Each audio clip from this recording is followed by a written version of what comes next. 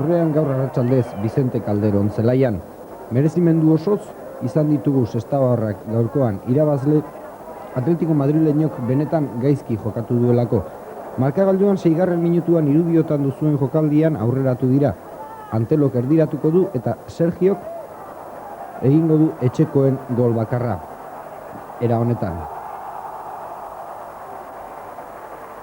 Hala ere, sestabarrak erasoari ekin diote eta behin eta berriz hiruretaren mutilek egindako saio guztien ondorioz fruitu bikaina lortu dute.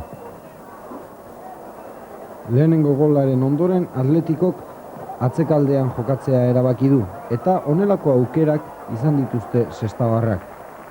Kontraeraso onak eta aukera hobeagoak oraindik ere.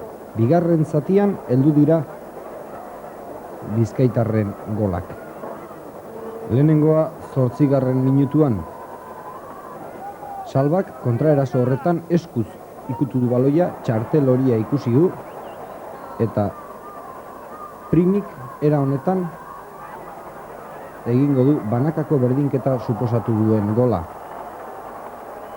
Sestabarrak behin eta berriz eraso bizian aritu dira eta noski fruituak heldu behar zutela argi zegoen. Bigarren zatiko 22. minutuan Azpiazuk jaurti eta Zutoinaren kontra joan da baloia.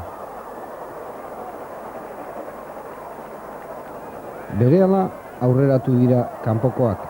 Sergiok honela sareetara bidali du 1-2 emaitza suposatu duen gola.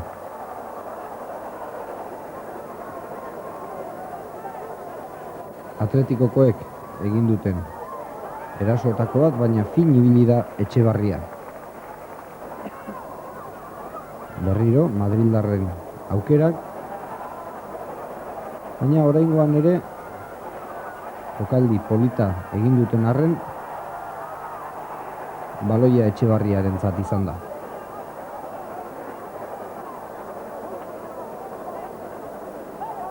Kontraeraso honetan 1-3. Amaierarako 6 minutu falta zirela. Muruak jokaldi polita egingo du eta Barberdek sareetara.